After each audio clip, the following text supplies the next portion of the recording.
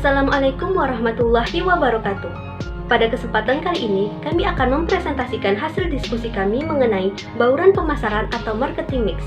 Sebelumnya, izinkan saya untuk memperkenalkan anggota dari kelompok kami sebagai berikut. Assalamualaikum warahmatullahi wabarakatuh. Perkenalkan, nama saya Nur Hasana, BP 190468, Fakultas Ekonomi dan Bisnis, kelas Manajemen 3. Assalamualaikum warahmatullahi wabarakatuh. Perkenalkan, nama saya Akila Fadila Haya, nomor BP 19101155310542. Assalamualaikum warahmatullahi wabarakatuh. Perkenalkan, nama saya Arif Hidayat, BP 19101155310443. Assalamualaikum warahmatullahi wabarakatuh. Perkenalkan, nama saya Rahmat Fauzi dari kelas Manajemen 3, BP 19101155310471. Assalamualaikum warahmatullahi wabarakatuh. Perkenalkan, nama saya Rizky Asadun Multafidar, BP 19101155310473. Assalamualaikum warahmatullahi wabarakatuh. Perkenalkan, nama saya Aziza Nur Zahra, BP 19101155310444. Saya Wina Refriana Putri, nomor BP 19101155310484. Berikutnya, inilah topik pembahasan pada diskusi kali ini. Yang pertama mengenai perbedaan konsep 7P dan 4P pada marketing mix atau bauran pemasaran. Yang kedua mengenai konsep marketing mix 7P pada transportasi online Gojek. Baiklah, masuk kepada topik pembahasan kita yang pertama mengenai perbedaan konsep 4P dan 7P. Perbedaannya terlihat dari konsep 4P pertama kali dicetuskan oleh Jeremy McCarthy pada tahun 1968 yang terdiri dari produk, price, place, and promotion. Kemudian pada tahun 1981, Bums and Gitner melakukan pengembangan konsep 4P menjadi 7P. Pada dasarnya, konsep 4P juga terdiri dari produk, price, place, and promotion ditambah 3 komponen lainnya yakni people, process, dan physical evidence. Perbedaan berikutnya, konsep 4P lebih dikenal sebagai marketing mix pada produk, sedangkan konsep 7P ini lebih diutarakan untuk marketing mix pada jasa atau produk-produk yang sifatnya penyedia jasa. Saya akan menjelaskan mengenai marketing mix jasa atau 7P pada transportasi online yaitu Gojek.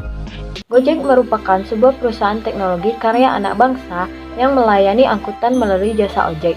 Dalam riset bertajuk The Global Unicorn Cup, lembaga riset internasional menyatakan Gojek telah memiliki valuasi 10 miliar US dollar, artinya Gojek sudah berhak menyandang status dekakorn. Dalam kurun waktu begitu cepat, Gojek mampu mengubah perilaku konsumen ojek yang ada di Indonesia. Lalu, bagaimana caranya Gojek melakukan ini semua? Tentunya Gojek melakukan penetrasi pasar yang sangat dahsyat dan kuat sehingga masyarakat akhirnya mau untuk merubah gaya hidupnya dalam menggunakan ojek. Gojek menerapkan manifestasi brand yang sangat kuat di otak masyarakat, sehingga saat ini seluruh aspek kehidupan masyarakat pada akhirnya secara langsung maupun tidak langsung terhubung dengan aplikasi yang mereka miliki. Melalui pendekatan teori marketing mix, kami akan coba sedikit membahas apa saja yang sudah dilakukan Gojek hingga bisa sampai di titik ini. Aspek marketing mix yang kami gunakan adalah 7P, yaitu produk, price, process, promotion, physical evidence, place, dan people. Dari sisi produk, awalnya Gojek menggunakan sarana hotline untuk pelanggannya. Jadi, penggunanya memesan ojek melalui telepon ke kantor Gojek, kemudian kantor akan mengirimkan pesan ke ojek mitra untuk menjemput pemesan. Dengan perkembangan teknologi, Gojek mampu menghadirkan aplikasi sehingga dapat memangkas waktu dan juga biaya yang dikeluarkan. Hingga hari ini, aplikasi Gojek sudah diunduh lebih dari 50 juta kali berdasarkan data Google Play Store.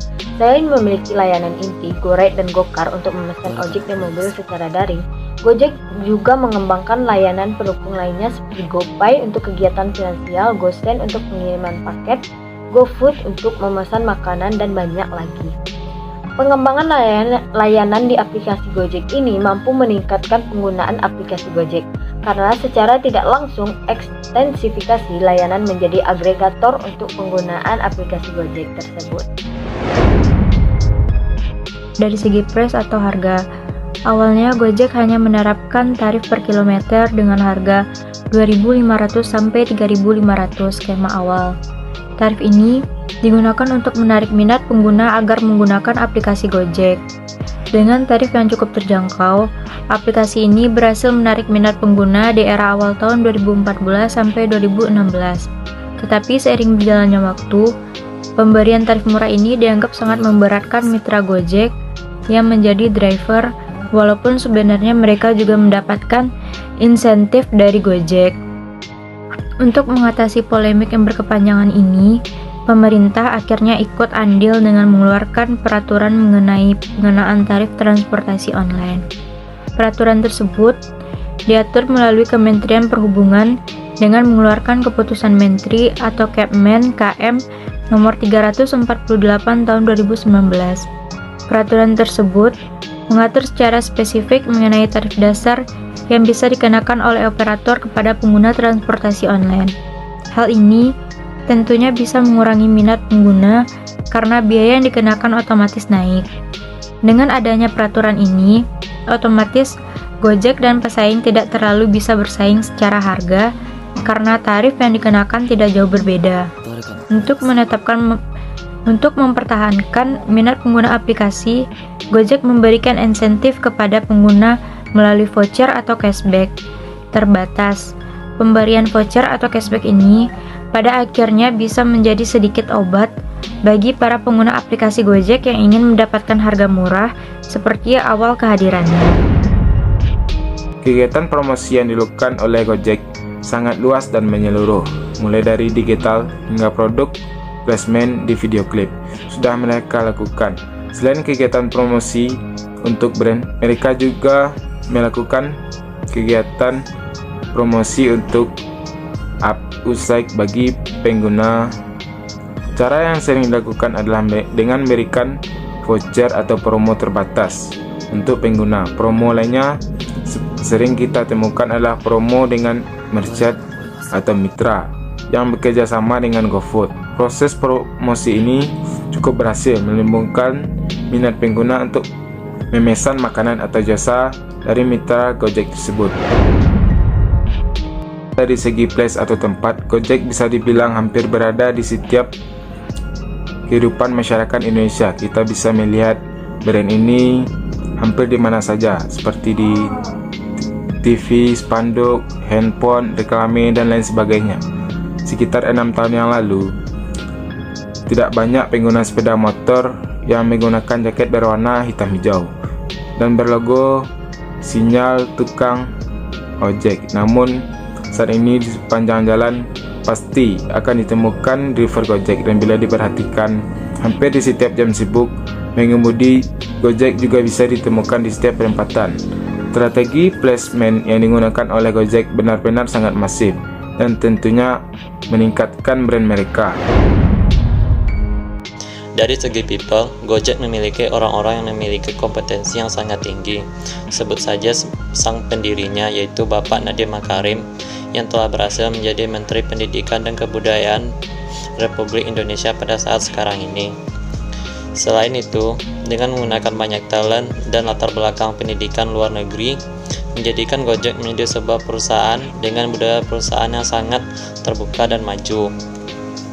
Tentunya orang-orang di balik Gojek ini tidak akan bisa berbuat banyak tanpa kehadiran driver Gojek yang menjadi mitra. Mitra driver ini rupanya bukan hanya sebagai driver semata. Komunitas driver menjadi salah satu tombak marketing yang dimiliki oleh Gojek.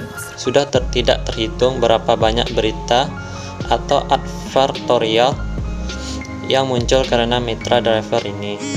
Otomatis menjadi sebuah promosi tidak langsung dari brand Gojek. Selain itu, proses yang dilakukan dengan mitra Gojek membuat brand awareness menjadi lebih besar dari sisi customer touchpoint, sehingga Gojek tentunya sangat mengandalkan komunitas dari driver ini untuk tetap mempertahankan bisnisnya untuk tetap berjalan. Dari segi proses, pelanggan dapat menggunakan aplikasi Gojek online yang tersedia dan menyebutkan lokasi yang diinginkan atau tujuan dan tempat penjemputan, sehingga akan memudahkan proses pelayanan jasa Gojek. Aplikasi Gojek yang user-friendly dengan konsep desain user interface dan user experience yang hiperlokal, Gojek mampu membuat para penggunanya merasa lebih dekat dan relate dengan layanan yang ditawarkan dalam aplikasi. Physical evidence atau bukti fisik. Adanya fasilitas yang disediakan Gojek diantaranya pelayanan yang responsif, ramah, dan adanya jaminan keselamatan. Jaminan keselamatan yaitu adanya helm, jas hujan, serta asuransi. Keselamatan untuk barang yang hilang, Gojek juga akan menutupi kerugian pelanggan hingga 2 juta rupiah. Untuk kecelakaan, Gojek akan mengirimkan representatif untuk pengurusan dokumen serta bukti. Gojek juga membantu membayarkan biaya pengobatan yang sesuai. Upaya mencegah penularan COVID-19, ratusan ribu driver Gojek sudah divaksin, dan Gojek melakukan implementasi protokol kesehatan di setiap layanannya. Seperti mitra driver menggunakan perlindungan lengkap berupa pelindung wajah dan sekat pelindung. Kesimpulannya, dilihat dari teori marketing mix, Gojek sudah berhasil menerapkan seluruh strategi marketingnya secara menyeluruh. Seluruh aspek dari marketing mix tidak hanya menyasar pengguna, tetapi juga menyasar mitra dan merchant, sehingga brand Gojek menjadi sangat kuat dan menjadi sangat diingat oleh masyarakat. Gojek memang bisa menjadi sebuah contoh bagi perusahaan atau produk mengeksekusi rangkaian kegiatan marketing mix.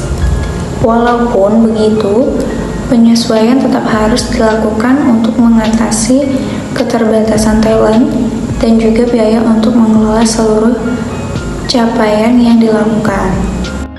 Demikianlah presentasi dari kelompok kami. Kurang lebihnya kami mohon maaf. Wassalamualaikum warahmatullahi wabarakatuh.